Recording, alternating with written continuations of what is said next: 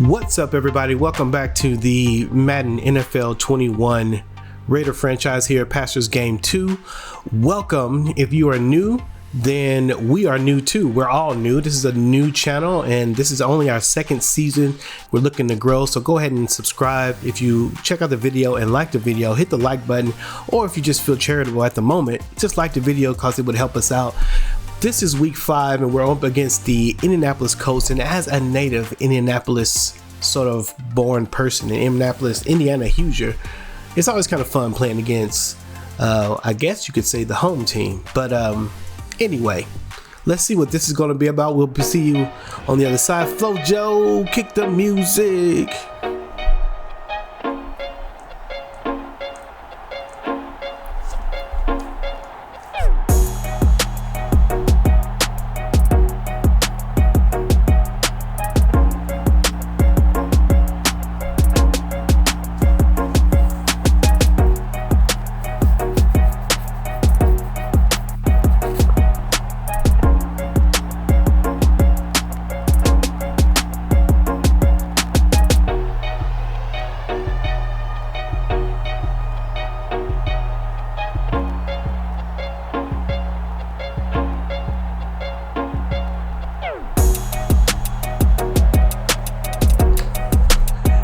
Yo, we are in week 5 against the Indianapolis Colts here at Raider Stadium. I'm just gonna call it Raider Stadium, Raider Nation.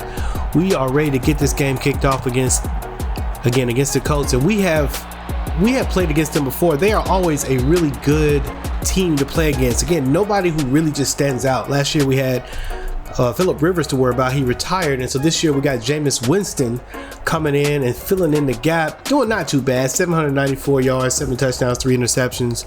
That is okay for them, but they've been doing good this season. I don't remember what their record is, but I think the last game they scored a bunch of points, and they're just generally a team that they're just solid, you know. Wow, that's a horrible pass by Jameis Winston. I don't know what was going on with that. But yeah, on defense, on offense, we saw that they were pretty good on the offensive line. In the defensive line, nice tackle there by LaMarcus Joyner, who seems to get in early on these on the tackles in a lot of our games. Yeah, but they're just a good team, and so we have been we had to suffer the defeat last week to the I keep saying San Diego, the Los Angeles Chargers. And you know, we could have won. I mean, like I said, we could have won that game, or at least we were in position to be more competitive in that game. And you know, a few mistakes just really hurt us. 3 and out. The Raider defense shows up early in this game, takes them 3 and out. Here we see the rookie Clifton Saban, who's got 766 yards, 5 touchdowns, 3 touchdowns. Again, 3 interceptions. Again, getting a little bit better with each game. He had a tough matchup again, going back to the Chargers. They just have a solid secondary. We should have run the ball more. We only rushed the ball like 7 times. And Josh Jacobs, who we see running on this play, just didn't get on, he wasn't featured in the offense like he's been featured, at least like he was featured in the last season. We probably should have did that against the Chargers. We didn't, and that probably accounts for the loss. But we did see a connection between Saban and Henry Ruggs in the last game. There he is, Henry Ruggs, right there with the catch on the out. And we're hoping maybe that's going to mean something. We love to develop Ruggs as a deep threat, but we stopped going deep with him because he was losing jump balls because of his height in the first season. Derek Carr was putting it out there for him, and he was just losing them, and that accounted for a lot of interceptions. So we'll see what happens in this one. Raiders seem to be keeping the ball. We moved the ball pretty good. It's 3rd and 5. So far, and we are in field goal range-ish. Fake run, quick pass over to Henry Ruggs with the reception, but not enough to get the first down. That's going to be 4th and 2 on the 33. That's a 50-yard field goal that the young kicker will probably not have the power to make. So we went on and went for it. That's a close call. How would they mark it? They do give us the first down, so the Raiders keep it. We're on the 31-yard line going forward in this game. Storylines coming into this game are a few. We're looking at Jon Gruden And a lot of people are wondering why Josh Jacobs is not getting the ball on the ground as much. He's the MVP, or was believed to be the MVP of last year, certainly the MVP of this team, really the heart and soul of this team. And we just haven't seen Jacobs being fed the ball the way he was. And so Gruden had this to say about all of that. Well, in essence, what Gruden was saying is we've got this young quarterback, nice pass and catch, young quarterback who makes the pass over the middle, nice touch on that pass. Normally that might be intercepted. The look at the linebacker would normally jump, number 53, didn't jump, and able to get that pass to Brian Edwards for a touchdown, saving with the score for the Raiders. But Jon Gruden is basically saying we've got to get this young quarterback acclimated. We got to get him in the game and ready to go. And the only way to put him in the fire, in a sense, is to put him in the fire. Or maybe it's better to say to make him fire resistant. You got to put him in the fire. And so that means that Josh Jacobs has got to be used a little less. That's what Gruden's idea is. Of course, other football masterminds would say that you win the game with the guy that you have, which is Josh Jacobs, is a beast. And you sort of that takes the pressure off of your quarterback, and he gets to learn how to play a little bit better as Jacobs is doing his thing. Obviously, there's a slight bit of difference between that philosophy and the way Gruden is running this team at the moment. Also, first round draft pick Brian Cantrell, you see him highlighted there. He's just not doing that much, and so the Raider Nation wants to know what's up with him. They asked him about his production, and he had this to say, basically, that the defense just hadn't really put him in the game. A lot of the sets, you see Heath is in the game here instead of him right there. And on that play, he's just not in the set as much as he thought he'd be. Certainly listed as a starting middle linebacker. When you look up, there's not a lot of times that you see 95 on the field. And so Cantrell, he's in the game on this one. Just hadn't had many opportunities, but and so hopefully he's, whatever the reason that is, whether that's the coaching staff is just kind of keeping him off the field or what, but he just hadn't really made a big splash. Alex Bonds, who's leading the team in tackles and interceptions and deflections, is having a great first part of the season. The other rookie cornerback, number 23. So the Raiders are winning this game. The Colts are in the position, 10-yard line. Nice pass to the tight end. Raiders able to cover it, and it is first and goal on the 3-yard line. Can the Raiders make a stand here and keep them out of the end zone? The handoff to Marlon Mack, who gets a few yards, gets a couple yards on that play. If they do a play like that again, they're in there. So the Raiders have got to get in. They are not able to get there, and Marlon bounces to the outside and gets the touchdown to tie the game 7-7. The Indianapolis Colts get on the board. The kick is good. That ties the game at 7.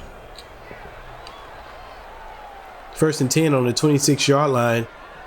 Looks like they're going to run to the left. We haven't talked to Josh Jacobs to see what he thinks about everything. Josh Jacobs, generally a very positive type of player. You wouldn't call him a diva at all. And so he's generally not. As long as the team is winning, the general idea is that Jacobs is probably good. But he probably feels like if they start losing, and that's a tough pass. Maybe the pressure kept that from happening. Otherwise, that would have been a nice game for Josh Jacobs on that play. Josh Jacobs probably is fine. Looking into it, you probably think, man, if he doesn't get the ball though and they start losing, he's going to get frustrated. And that's the last guy you really need to get frustrated. Nice pass. Jameis Winston gets the pass off while being sacked. Still makes the completion. 2nd and 7. Gets a 3-yard gain on that play instead of, and that's a nice block by number 80. But Mack runs into the crowd and loses some potential yardage, but does get the first down on that play. Raider defense steps in, comes in behind the line. Jonathan Abram leading the charge. gets the Raiders behind the line and behind the sticks a little bit. 2nd and 12. Pass over the middle. Again, those inside routes are what's always killing us. There's not a lot of, we have yet to find the right defense or the right defensive settings to deal with that play. Nice pickoff right there as Abram was looking at that tight end, but Jameis Winston decides to run for it. 4th and inches. They don't get the first down on that play. Abrams went from covering to coming up. I wish you could look at that play again. He's covering a guy, and then when he notices Winston running, he's able to come up, make the play. They punt on 4th and inches, and the Raiders get the ball with about 2 minutes left in the quarter and a half. Nice pass and catch over the left side to number 15. And then also another pass from the drag route across the middle to Henry Ruggs. There's a flag on the play. Holding will bring that play back. And the Raiders are shooting themselves in the foot. It's 7-7. And the game seems pretty manageable. Looks like you can hit Waller with a nice pass and catch. Gets the first down on 1st and 20. That's a 22-yard gain on the pass to Darren Waller, who has silenced his critics in the last couple of games. First couple of games, he couldn't hold on to the ball. Jon Gruden came out and said something about it, and since then, it has gotten better. A sack by Houston for the Indianapolis Colts puts the Raiders on 2nd and 17. We got this just a minute ago on 1st and 20. Do we have it again on this play? Pass across the middle to, I believe that's Darren Waller, who makes the catch and holds on. That's going to be a 3rd and 3. See if we can pick up this first down with 42 seconds left in the half. They go deep for the pass. They find Henry Ruggs, but he does not keep both feet in bounds, and now it's 4th and 3. Curious call there to go for it deep on a 3rd down and short, but we did. The Raiders want to go for it on 4th down. And looks like they have Henry Ruggs underneath. No, Josh Jacobs underneath, who gets a route, doesn't go out of bounds. Jumps back into bounds. Raiders have to call and use a timeout in order to the last timeout. That play will probably be costly. Had he run out of bounds, we'd still have this timeout. And maybe that would help us. Now we're in a situation where we've got to score or be out of bounds. Henry Ruggs does go out of bounds, so that's going to be 1st and goal on the 5-yard line. Raiders in good position to at least come out with 3 points at the end of this half, should they be able to take care of the ball. Saban's playing pretty good, no interceptions. In fact, he hasn't thrown a ton of interceptions. Oh, he throws to the backside instead of the front. Waller was open.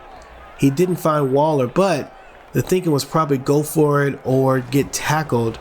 If he'd have hit Waller, probably would have gotten tackled. Oh, and that's a sack. That's the last thing you need. 9 seconds, 10, and the clock runs out. That's crazy. It was 10 seconds left. It said it was an 8-second runoff, so it should have been 2 seconds for them to come up and get to the line and hike it, or at least stop the ball or something. But the clock just ran completely out. That's kind of weird. Go back and take a look. The play is over at 11 seconds or 10 seconds, and then the screen says 8-second runoff. So it should be 2 or 3 seconds left, but then it runs it all the way out. So the Raiders come up with nothing on that, which is unfortunate, because again, you can't sleep on this Colts team.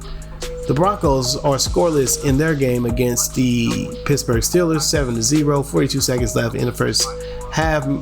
Melvin Gordon with only 6 yards on the ground. That's crazy. 21 points for the Rams, beating the Houston Texans. Akers is doing his thing over there, and of course, the Chiefs, who are 4-1, now 4-1, take out the Bengals. And the MVP, Jay Burrow, I'm going to say it every time, MVP Jay Burrow doesn't look like he's very MVP-like. There's to take a look at one of the highlights from the first half. Found Bryan Edwards coming across the middle for that touchdown. Nice play. Start of the 3rd quarter. And Josh Jacobs starts it all out, gets about 8 yards. 5 yards on that play, as the Raiders, who left some points on the field in the first half, come out to try to get going. Henry Ruggs. Now he has plenty of time to turn it up and to turn up the corner instead of having to steer. Plus, he has the ability trait to be able to turn quickly. So I don't know why he's turning with that big arc instead of just turning the corner. He's supposed to have he's the superstar trait. One of his star traits is that ability, and we just didn't see it there. Don't know why. Maybe there's something I'm doing. Maybe I was holding the acceleration button and that was keeping it. I don't know. I have to lab that out and see a little bit. Overpass. Saban is off target with that pass, but we do get the play of a pass interference, and so Darren Waller draws the flag or draws the penalty from the defender and is able to help the Raiders move the ball forward. Oh, and that's an interception. The look was there. Josh Jacobs looked like he may have been open, but again, the ball is short. Watch this trajectory. Is short. If he throws it in front of Josh Jacobs, then that play probably is has a different outcome. It's at least an incompletion, if not a completion. Instead, he throws it behind him, and no bueno. Once again, Jameis Winston just doing weird things. I'm not sure what he was doing with that pass. He had some room to run. He just threw the ball away there. They end up punting the ball at the end of that, and the Raiders have the ball on the 49-yard line. Saban throws the ball away on the first one. He facing some pressure, tries to find Henry Ruggs. Ooh, maybe we should have dove. I don't know. Man, Saban, he had him. He had a step or two on his defender. He's got to find a way to get his guy. And another bad pass there, almost intercepted. 4th and 10, the Raiders going for it. They should be punting here. And I think what I'm going to start doing is nice passing. Oh, would have been a nice passing catch, but Henry Renfrow was not able to hang on to it. Number 29 made sure that he would separate the receiver from the ball and turnover on downs to the Colts. I think what we're going to start doing is, I think a general rule for us as we try to be the most realistic we can be is to punt the ball on 4th down. The exception I will provide is if we are within the nice play there. The rookie Cantrell comes up, gets his name mentioned, makes a play in the backfield against Jameis Winston. Nice tackle. That's what we want to see more of, number 95. Let's see it. We need Moss. I may make it a general rule that we do 4th quarter. The caveat will be where it makes some strategic sense, in the sense that, if we're on my 40 and on my 40-yard line, our kicker does not have kick power. So if we're on my 40-yard line, then and it's 4th and short, then that's a strategic. 4th and short is like 4th and 2, 4th and 1. Then we'll probably allow ourselves to go for that. Or if we're in a tough situation where, it's at the end of the game or in the 4th quarter and, we just really need to be aggressive. But in general, you can expect to see me kind of follow the rules of punting just to keep it realistic, because that's what would really happen on the field. 3 and out here. Look at this punt. Look how close they are. Watch this kick. Look, number 45 is like in the way. They're like standing next to each other. That should have been, somebody should block that for sure. I don't know why they didn't come rushing in, because that is way too close for that. Yeah, so I think that's what we're going to start to try to do. That's going to actually put us in a disadvantage, because we've made a lot of our 4th down. Nice play by Littleton, exploding the gap right there, number 42.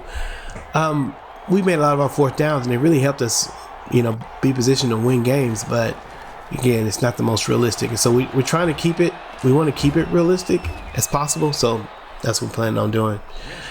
The Raiders are not able to stop the Colts from getting the first down on that play. 26, the score is tied in the 4th quarter. And it's coming down to the wire, ladies and gentlemen. Cantrell back again. Number 95 starting to come along here. I think if I just say these folks' name, we said Darren Waller, and he finally started coming up. Number 95 now. Ooh, and another sack. This one by number 56, Shaquem Griffin.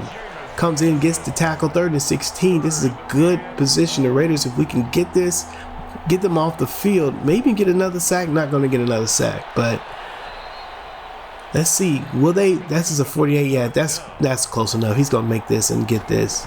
Unless he doesn't. He does right down the middle. And the Raiders are losing 10-7 to the Indianapolis Colts in the 4th quarter. Sets us up for the comeback. Play action pass. Again, Josh Jacobs has not really been featured very much. Saban decides to keep the ball, runs it, and gets 6 yards on that play. There may have been a couple players, but that's probably the right move. That could have been some interceptions. Another one, they clear the space, and Saban goes ahead, picks up the 1st down, and moves the chains. He got his little breakdance moves right there. I know y'all saw that. He looks all dorky, Saban does. And that's the possession catch. I hit the wrong button. I meant to catch and run. And that probably could have hurt us. We could have gotten, closer to 1st down, if not more than that. Jacobs up the middle, finally gets the ball to run, and he's able to, and there's a huge hole there. He's able to run up and get more than a few yards. Again, Jacobs only 45 yards rushing in this game.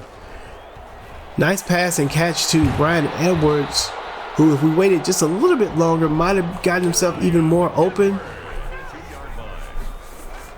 But all's well that ends well. Henry Ruggs across the middle finds the catch. It's a 2-minute warning, but Ruggs gets the 1st down. Ruggs with his 4th catch on the day. And the Raiders are moving the ball nicely. Saban is taking control of this drive. Josh Jacobs breaks 1 tackle, but is only able to get a couple more yards after the broken tackle. 2nd and 9, and we need to take care of the ball or score the touchdown here. Saban stepping back to pass, doesn't seem to have anybody, throws it away. I think the intended receiver there was Renfro, and he did not find him, but the ball hits the turf and it falls incomplete, which is actually a good thing in this scenario. Bryan Edwards with the catch over the middle and moves the ball to the 3 or the 2 yard line, to the 3 yard line. That's the 5th reception by Bryan Edwards, who continues to be a consistent player in this franchise. Nice pickup and nice catch and nice play by Darren Waller with the touchdown. Take a look at, I don't know if you're going to see this, but Josh Jacobs picks up the blitzer, gives the rookie a chance to find Waller, who makes the amazing catch. You see number 28 on the left there. He was just given the fake handoff. He turned around, came back to pick up the block, and gave Saban the room to make that pass, which was great. Otherwise, that would have ended in a sack. That's an amazing play by several Raiders. Good stuff. That could be the game-winning touchdown. There's only 1 minute left in the game. The Colts do have 3 timeouts. And so they could move the ball. This is always a little tricky, but they do have to score a touchdown. So the Raiders can back up and let the catch happen in front of them and be sure to tackle. Nice play on the quarterback there by, I'm not sure who that was that came in. Kind of went really quickly. Hurst there to make a play. They hit the screen. Keep them inbounds is what the Raiders want to do. They keep them inbounds. The Colts will have to use a timeout. No, they don't. They use a no huddle. And it's on the 1st and 10 that they get on that play. Jameis Winston rolls out to the left and decides that he's going to take it and tuck it. And it slides in for the timeout by the Colts. 2nd and 2, 25 seconds left. The Colts need a touchdown. They pass over the middle to the receiver number, I believe that was, I'm not sure who that was, number 80, I believe it was. The no huddle moves on and they throw it deep. No intercept. Wait, what? Man, make the interception, dog. 12 seconds left. The Colts have no timeout, so this Hail Mary time, you see the Raider defense steps back, getting ready for the deep pass. They look over the middle. That pass is incomplete. several Raiders in the area to knock the ball down, and Saban's feeling good, feeling like this one play, if we can survive this one play, we can win this game. A Hail Mary by the Indianapolis Colts, just praying that something will happen. Jameis Winston with tons of time throws it over. There's a flag on the play. Don't tell me. Oh, come on. A Hail Mary with no time left on the clock. A pass interference by the Raiders puts the Colts on the 1-yard line. A touchdown wins the game. Can the Raiders step up and do this? Abram doesn't follow his guy, and that's a touchdown pass to the halfback, and the Indianapolis Colts come up and win this game. Wow. Pass interference in the end zone on a Hail Mary pass, the last second with no time left on the clock, puts them on the 1-yard line. We think maybe they're going to run it. Abrams plays the run and doesn't follow the halfback out on the flat, leaves them open, gets the touchdown, and the Raiders lose this game, only giving up under 150 yards to the Colts. The defense predominantly did their job, but a phantom call on the back end steals this game from the Raiders. 16-14, Indianapolis Colts take the win. Unbelievable. Clifton Saban did decently, 15 for 27, 1 interception, 2 touchdowns, 201 yards. He really didn't look bad. You know, he made some bad throws, meaning he missed some throws.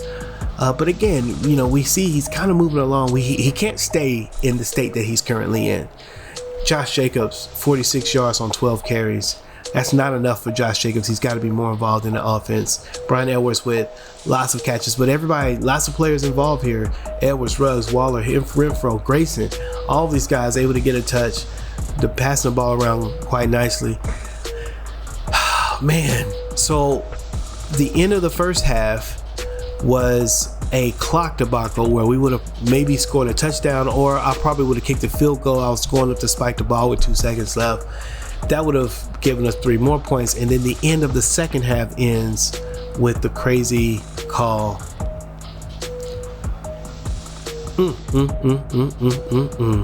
All right, well, that'll do it. Stick around for the preview for the next game, or just be ready for next week. I will see you when I see you, right after I pick my jaw up off the floor. Holla.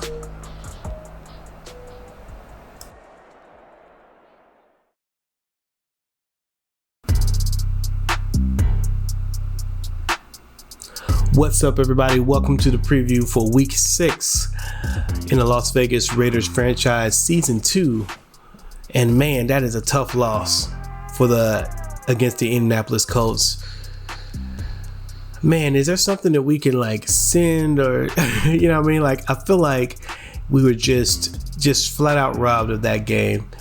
Looking at some trade offers, we had some trade offers for Harrison Smith. Mostly draft picks we don't want. We don't want those 7th picks, and so we're going to decline those. The next opponent is the Chiefs. Got to deal with Patrick Mahomes.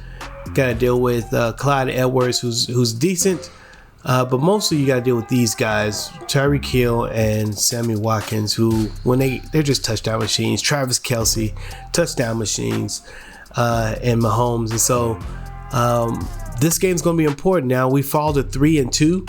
One of those losses is in our division, and then KC is also going to be in our division, and they are 4-1. So we need to get a W on this game in order to, you know, be in good position to sort of fight for that top spot in our division. So this is going to be a big game for us. That's a big game for us. So we got to figure out what it's going to mean to get our hearts ready to face what looks like a team that's hot right now. They've not lost many games. They beat the Baltimore Ravens. They beat the Chargers, I think it was, the last game that we just saw. I think every time we've reported on the Chiefs, they've won their game. So they're in good shape. They're a little different than last year. Last year they were losing a lot, but this one they're winning. And so we've got to be ready to go for this game. Look at that. Raiders fall to the Colts 16-14. Crazy game right there. Man. Anyway. All right, guys. I guess that'll do it for the preview. Make sure that you like and subscribe so you can be in the know for the next game against the Chiefs, and I will see you when I see you. Peace out.